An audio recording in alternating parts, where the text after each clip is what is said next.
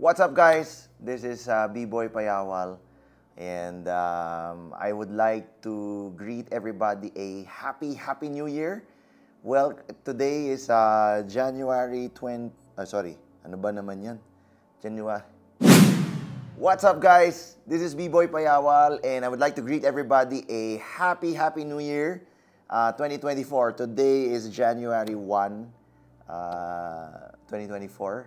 At, yep, I have decided to start vlogging ngayong 2024. Vlogging about life, about beliefs, about maybe practical stuff, life hacks, etc. So let's see how far this will go. Sana ako ay maging consistent. I think that is key. But I would like to welcome you to this channel. I hope you will be able to find new things, learn new things dito sa channel na ito. Maybe in the future magkakaroon tayo ng mga collab. Maybe, I don't know. Let's see. And again, sa aking pagbati sa inyo ng happy New Year, I would like to share na because ngayon is day 1, napakahalaga na magsimulan natin yung taon natin with the Word of God. And that's what I'm going to do today. Will be vlogging myself. I won't be reading exactly yung mga chapters na babasahin natin. But hopefully may mangusap ulit ang Lord ngayon at may ma-share ako sa inyo. So this is unscripted, very impromptu. So gagawin ko, popost ko muna to, and then wag na natin i-pause. Hayaan mo na, may battery naman yata. Okay. So, yung reading natin ngayon, I follow yung Jogs Go QC, JOGSGO, space QC, na Bible reading. Makikita mo yan sa Facebook, sa IG, maging sa YouTube. So, every week, nagre-release ang Jogs Go QC ng Bible reading for the week. So, eto yan. Pakita ko sa'yo. Kikita kaya? Alright. So, yan. So, hopefully, kita mo yan. Today is Monday, January 1st. Genesis 1 to 3. Yung Bible reading. Okay. So, sa Genesis 1 muna tayo. Okay. I will just get my iPad and try to write down notes. Thank you po, Lord.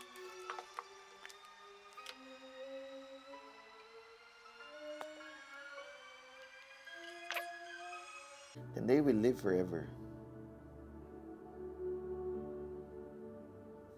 All right. Okay. Thank you po, Lord, dito sa reading na ito for today. Couple of verses na nag-strike sa akin na gusto ko share sa inyo. Oh, pumapasok yung ating background music. Okay. Yan yung aking mga favorite na soaking music. Okay. Thank you po, Lord. Anyway. Alright. So, couple of things na gusto ko lang share na mabilis sa atin. So, I read Genesis 1, 2, and 3. And then sabi rito sa Genesis chapter 2, verse 9, yung aking version na ginagamit ay NLT. Sabi rito, the Lord God made all sorts of trees grow up from the ground. Trees that were beautiful, syempre, and that produced delicious fruit, syempre, si Lord pa ba? In the middle of the garden, ayun, He placed the tree of life and the tree of the knowledge of good and evil. Ito yung time ng creation, na 6 days nagtrabaho ang Lord, on the 7th day He rested. Naglagay siya ng 2 puno in the middle of the garden. Ito nga yung tinatawag na tree of life and then the tree of the knowledge of good and evil. So, 2 puno na dun sa gitna. Kumbaga, ito yung parang, I don't know, if I can just imagine it, no?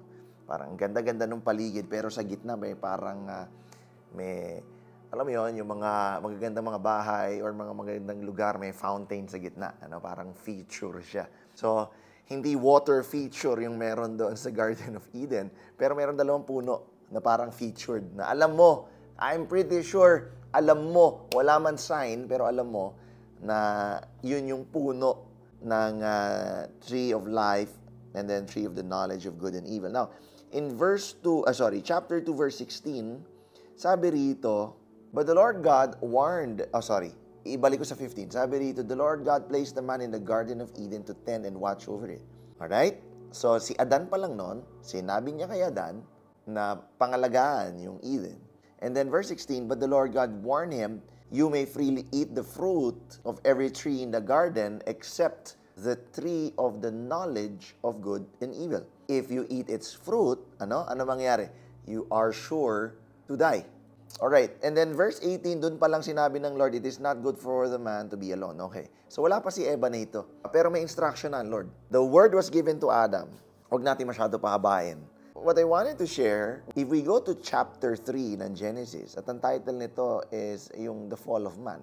Ito yung kwento ng kung saan nahulog si Adan, at saka si Eva. So, dito sa verse 1 ng chapter 3, the serpent, ayun, ando na yung serpent Sabi rito, the serpent was the shrewdest of all the wild animals the Lord God had made. One day, he asked the woman, did God really say you must not eat the fruit from any of the trees of the garden? And then, on verse 2, sabi ni Eva, doon sa verse 2, of course, we may eat fruit from the trees in the garden. Teka, sabi ng serpent, did God really say you must not eat the fruit from any of the trees? Yun yung kanyang mahiwagang question na, talaga bang hindi ka pwedeng kumain ng prutas? Na kahit anong prutas dito sa garden? So sabi naman ni Eva, pwede naman. Ayan. It's only, verse 3, it's only the fruit from the tree in the middle of the garden that we are not allowed to eat. God said, you must not eat or even touch it. If you do, you will die. Alright. So, yung instruction was given to Adam. And then, I'm pretty sure, nagkwentuhan sila, nagbanding sila, I don't know, nagtanungan sila, kumusta ka? Nagpakilala sila sa isa't isa. And si Adam, praise God, tinuruan niya si Eve yung instruction. The word was given to Adam and Adam shared that instruction, that word dito kay Eve. Kanya alam ni Eve, bawal daw kainin yun nandito sa gitna. Alright? So, one revelation perhaps na nakuha ko. So I've read Genesis chapter 1, 2, and 3 so many times. But one thing that I just realized today, salamat sa Lord. So obviously there were two trees in the middle of the garden. I'm sure these are absolutely amazing looking trees. One was the tree of life and the other one was the tree of death. I mean, you get me? Yung unang sinabi doon sa chapter 2, the tree of life, and then the tree of the knowledge of good and evil. Pero if I look at it dito sa Genesis chapter 3, ang sinasabi na dyan, dalawa yung klase ng puno na naunawaan ko. One is a tree that gives life. The other one is a tree that leads to death. So, what I realized, ang hindi pinapakain ng Lord is the knowledge of the good and evil, which is, AKA, sa aking pagkakaunawa ngayon, is the tree that leads to death. So it's not about God restraining Adam and Eve in this context na huwag kumain ng prutas na iyon. Kanya niya binigay iyon kasi yung prutas na iyon will lead to death. And that's why. Whereas, yung serpent, yun naman yung gusto niyang ipakain kay Adan at Eva. You see? Oh wow. Si Lord, ang gusto niyang kainin mo lahat Puwera, this fruit that will lead to death. Yung serpent, ayaw pa ang sinasuggest niya, eto kainin mo. Because it will lead to death. Wow. So, those are two different perspectives. So, ang tanong siguro, B-boy, bakit ba kasi nilagay pa doon ng Lord? Alin, yung puno, yung serpent? All of the above. Well, I believe that the Lord, kung mag-minister to sa iyo, He is showing us that we always have a choice whether to choose life or choose death. Ngayong 2024, choose life.